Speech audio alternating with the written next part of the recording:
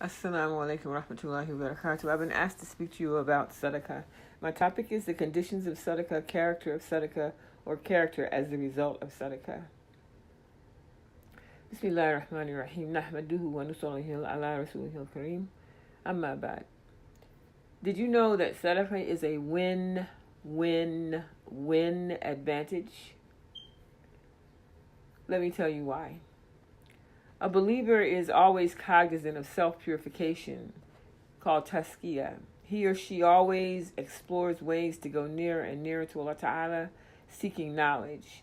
With these desires in their hearts, believers depend upon Allah Ta'ala to walk Allah by staying close to Quran and the example of the Prophet ﷺ to fulfill their obligations to Allah Ta'ala, because they understand that the commands of Allah Ta'ala are entrustments that must be guarded and honored until Allah Ta'ala calls them back.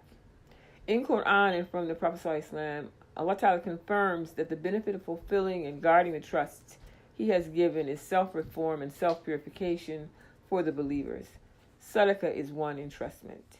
In Surah Rum, Surah 30, Ayah 37 to 40, Allah Ta'ala asks the believers to prove their faith when He tells them to pay attention to the gifts He has provided for them by way of provisions, sustenance, and faculties. Perchance they will be grateful and give away sacrifice when He demands. When He lists how to show gratitude with sadaqah, He says in the English translation of the 4 ayat, do they not see that Allah Ta'ala makes ample provision for whom He pleases or straightens? Most surely there are signs in this for a people who believe. Then give to the near of kin his due, and to the needy and the wayfarer. This is best for those who desire Allah's pleasure, and these it is who are successful. And whatever you lay out as usury, so that it may increase in the properties of men, it shall not increase with Allah Ta'ala. And whatever you give in charity, desiring Allah's pleasure, it is these persons that shall get manifold. Allah is He who created you, then gave you sustenance, then He causes you to die, then brings you to life. Is there any of your associate gods who does aught of it? Glory be to Him, and exalted be He above what they associate with Him. These ayah infer warnings to the believers to purify their character so that their outward deeds, like sadaqah, are not wasted. The ayah tells the believers, do not disdain sadaqah by associating partners in your wealth, being miserly, fearing loss, or committing arrogance by saying, Allah will provide. In Surah Rum, Allah lists His provisions on you. Then He subscribes which actions need to be purged in order to nurture virtue and to go near to Allah Ta'ala. Allah Ta'ala commands, do not associate partners, do not divide and become schismatic, do not be ungrateful, do not withhold the entrustments when Allah Ta'ala asks it from you for the wayfarer, traveler, and the needy, those who are temporarily depraved of their necessities, or the oppressed who cannot fight for themselves. Allah Ta'ala says these characters are opposite belief, while their opposites lead to success. Humanity is the vicegerency which needs to worship Allah Ta'ala. Impediments to that worship need to be removed. Allah Ta'ala has given us His words, Quran, and His final Prophet ﷺ to assist us in traveling the path, while at the same time presenting it, the path, to all humanity. Self-reformation purification is full of lessons, training, tests, and rewards. The systems of sadaqah is one of those institutions that trains the character of the believer, whether he or she be one who receives or one who gives sadaqah. A win-win advantage. Those who receive sadaqah are tested by Allah Ta'ala with deprivations to measure their commitment and loyalty to Allah Ta'ala when they are straitened. Their needs are unfulfilled or scarce. Allah Ta'ala commands the needy to be patient, determined, and certain for the reward of increased faith shown by the attributes of perseverance, steadfastness, and tawakkul, reliance on Allah Ta'ala. Their endearing patience becomes a banner for Islam, and that character showcases the greatness of Allah Ta'ala, models the Prophet, and affirms Islamic monotheism. Also, those who receive sadaqah are a mercy from Allah Ta'ala, as they warrant opportunities for Muslims to become givers and get rewards. A win-win advantage. But the giver is equally examined. The givers are those who have the means to relieve the burden of those human beings who suffer hardship, who travel, who are ill, who are grieved, or those human beings who are temporarily or permanently deprived. However, what the giver has are entrustments conferred upon them by Allah Ta'ala. At any time, Allah Ta'ala may ask for their return in some form of charity. This sadaqah is an opportunity for the givers to prove their faith in Allah Ta'ala by returning the entrustment without complaint when He demands. Obedience is the test for these believers because they are asked to sacrifice with a service, a character, or a financial sum that is under their guard. Allah Ta'ala knows what He has provided for them, and their loyalty to Allah Ta'ala compels them to give when they are asked. A win-win advantage. Simply, when Allah Ta'ala asks the believer to return any form of what He has given him or her, be it property, be it a character, be it some money, a believer relinquishes it without question because the giver knows what he or she has is an entrustment from Allah Ta'ala. To caution, in Surah Ma'un, Allah Ta'ala warns the believer of those who withhold rather than give. He says, "Have you seen the one who denies the recompense?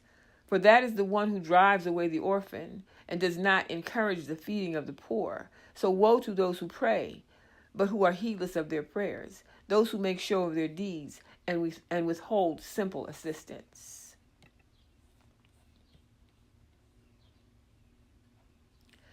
A believer's wealth, property, and person belongs to Allah Ta'ala. All belongs to Allah Ta'ala, your creator, your king, your sovereign. He is to you all the beautiful names He has revealed. With the giver is the money, the character, or the service. And Allah Ta'ala knows what each and every one of His servants has within his or her capacity to return as sadaqah. In turn, when the giver renders sadaqah for Allah Ta'ala, the writing angels record an exceptional deed upon the giver's scroll. But Allah Ta'ala gives the giver account in dunya with a manifold increase in that which was given, whether it be an increase in good character, in an honorable reputation, in money, or removing injustices, while simultaneously, like the receiver, Allah purifies the Muslim's Islam, Iman, and Ihsan to bring him or her nearer to Allah Ta'ala. A win-win-win advantage.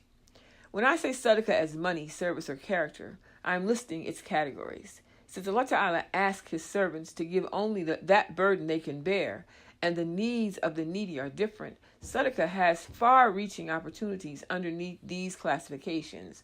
For example, some may need money. A financial sadaqah may include a specific amount to pay an immediate debt. A sudden loss in income may need a temporary sadaqah for bills, etc. A person may not have enough cash to pay for a purchase. A homeless person is begging for change. A specific amount of money given to a friend, a relative, to purchase something that they need or even something they desire. A monetary sum to a charity, payment for a service when the service was free, etc. A service sadaqah may include using your strength for someone who is weak, giving good advice, volunteering, using your expertise to solve a problem, serving others, sharing something you own with someone else, giving someone directions, teaching someone something good, enjoining the good and forbidding the evil, helping your mother, father, or others finish a task, smiling and making someone happy when they are sad, and so forth. All good character is sadaqah because it improves the human condition and it is a show of gratitude for what Allah Ta'ala has provided you. And if we ponder on these lists, we can see that all the actions are between one person and another to assist a community. A win-win-win advantage. Even single tasks of sadaqah between two people, like a husband feeding his wife and vice versa, has such an endearing impact to create a positive memory, bring happiness, provide a necessity, and increase such love between the two people that will inevitably offset difficult times, influence how they treat their children, and model a marriage relationship for the community. A win-win advantage. To further illustrate, let me tell you a story. When I was 16, I lived in Philadelphia, Pennsylvania. I lived with my mother and my sister. My mother was finishing a postgraduate degree, so we all were struggling students. I always thought my mother was a hardworking financially only poor woman, although she did not make me feel in any way deprived. We lived in a row house common in the urban cities in the East Coast. In our house, it was a long walk between the front door and the kitchen. Our dining area was a small corridor separating the kitchen and the hallway. My mother purchased a wood table and benches for our dining table. It suited us. That night, we sat down at that table to a dinner of corn and something else. I can't remember any other dishes. It may have just been corn. It was summertime in the Philly heat and humidity, so we left the front door open. We put a box fan turned backwards for reverse air cooling, let the fan pull out hot air and pull in cool air in front of the screen door. But the hum of the fan was too far away to disturb our conversation or stop us from hearing anyone knock at the door. And we did hear someone knock at the door. I was the youngest and always so curious. I had to go to the door, but I moved cautiously, for it was North Philly at night in the ghetto. As I approached the screen door, there was just enough light from our living room to create a half shadow of a white man at the door. I could see this partially blonde hair streaked white, so I could see he wasn't young, but I could also see he wasn't too old. He looked travel-weary. As I went closer, I saw he was dressed simply in pants and shirt, without a backpack or a sack.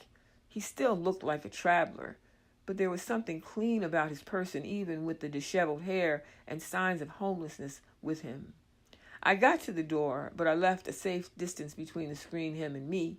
I looked at him when he said, "Do you have some food?" I was stunned. Never did I experience a beggar, and it was not common for beggars to roam our streets.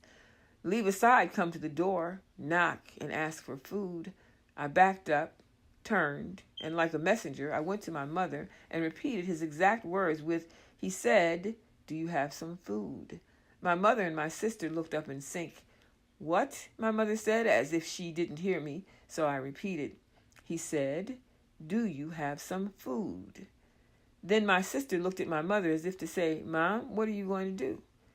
My mother didn't ask any more questions. She just took her plate, added some more corn, put a fork with it, and said, "Take this to him." I was silenced by her unquestioning resolve to give him what he needed. I took the plate of corn, all we had left, to the door, unlatched the screen, served him the plate with the fork, relatched the screen, stepped back, and waited. The man turned just slightly to eat, and I watched him as he cleaned the plate. When he was finished, he looked up while holding the completely clean plate with the fork on top, gesturing, "Here." I unlatched the screen, took the plate, closed the screen, relatched the screen. Then he walked down our front steps and disappeared, literally disappeared into the street, into the street lights. I remember the story as if it was today. I will never forget my mother's unquestioning sacrifice of all that she owned that night, the man's virtuous humility, and my sister's smile. From this experience, I do not think about who asks, only what or how much I will give. This was a win-win-win advantage that is still affecting my heart and patterning how I think of sadaqah today. I'm sure every one of you has your own personal stories of sadaqah that affected your heart and made a difference in terms of how you think about charity, whether you be the giver or whether you be the receiver. Now is the time to examine them and say to yourself, who did I help? What did I learn? Did I share for the pleasure of Allah Ta'ala? Did I increase in my iman from the experience? Can I repeat the same act and get the same feeling and perhaps an equal or better reward from Allah Ta'ala? Does my lifestyle include regular sadaqah? What are my feelings about giving back to Allah Ta'ala or receiving from Allah Ta'ala when He demands? Do I shirk that duty? Finally, from this lesson, take this away. Sadaqah is a collective advantage because it not only gives reward to the giver and the receiver, but it benefits all humanity by way of removing poverty, hunger, and debt, or impressing a person so much that they want to make regular sadaqah to please Allah Ta'ala their lifestyle. However, for everyone, the impetus of sadaqah is from Allah Ta'ala to purify individual believers and bring them closer to Him. That is why sadaqah in Islam is a win-win-win advantage. Assalamu alaikum wa rahmatullahi wa barakatuh. Subhanallahi wa bihamdi, subhanakallahumma wa bihamdika, ashhadu an la ilaha illa anta, nastaghfiruka wa atubu ilayh.